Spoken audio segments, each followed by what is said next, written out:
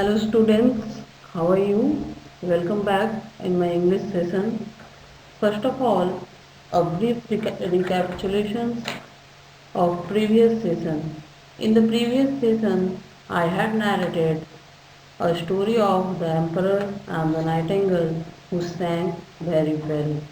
Now in this session 2, I will continue the same chapter as the chapter is incomplete. So let us start.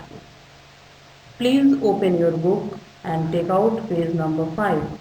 Firstly, I will read the given lines and then I will explain line by line meaning, so be attentive.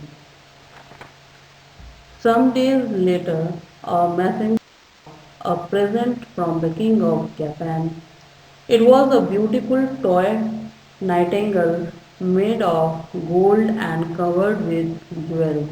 So after some days कुछ दिनों के बाद एक संदेश वाहक आता है. Messenger Hindi meaning संदेश वाहक ब्रॉड लाता है a present gift from the king of Japan. Japan के राजा कुछ उपहार प्रेजेंट हिंदी मीनिंग उपहार भेजते हैं राजा के लिए. And it was a beautiful toy Nightingale. Nightingale that is toy खिलौना.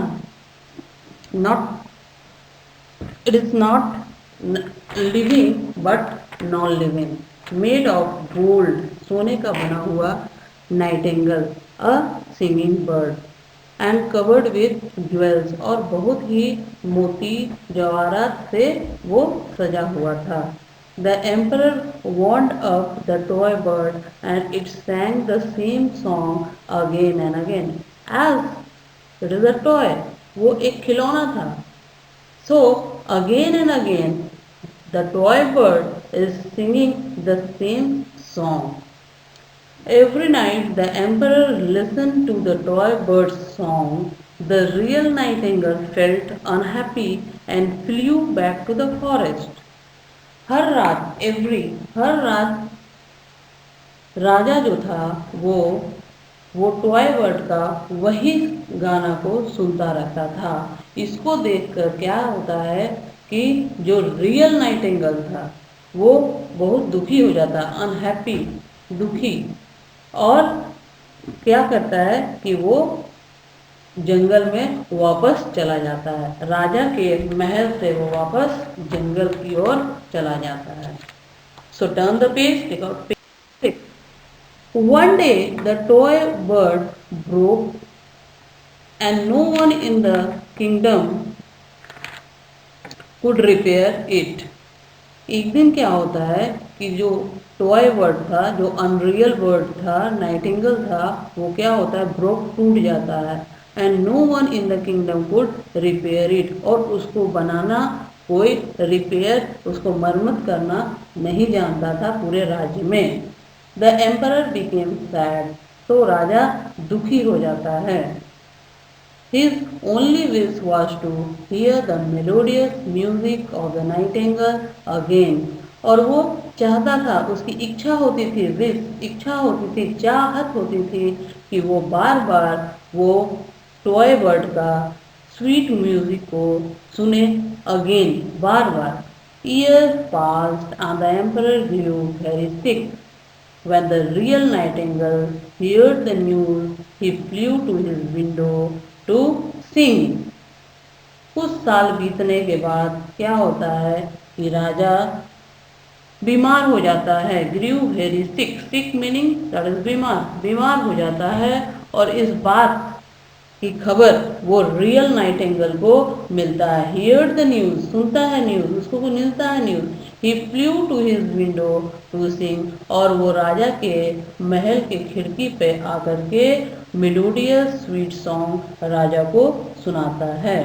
Every day the bird sat on the window and sang sweet songs for the emperor. He recovered very soon. हर दिन The real bird, the real nightingale sat on the window. राजा के महल के खिड़की पर बैठ करके और मीठे मीठे सॉन्ग राजा को सुनाता था. और इस तरह से क्या हुआ कि he recovered very soon, और राजा ठीक हो जाता है। Page number 7। The emperor pleaded the nightingale to come back to the palace and stay in the cage.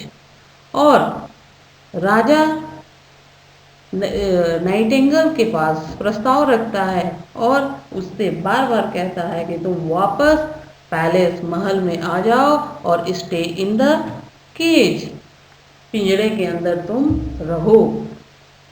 The nightingale refused to stay in the palace but promised to come to the window every night to sing.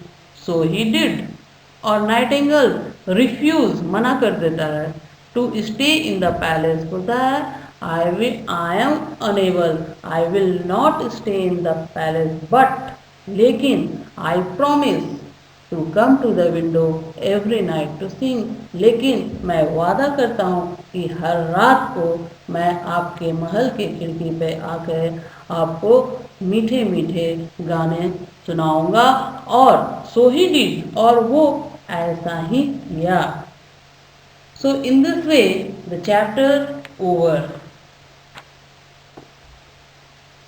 I had completed the whole story, and the moral of the story is that everybody likes freedom and want to live freely in their own ways. So is the nightingale. Nightingale likes his freedom, so he refused the pleading of the king to stay in the palace, in the cave. So in this way the chapter over, and if any query is there then you can ask. So thank you very much.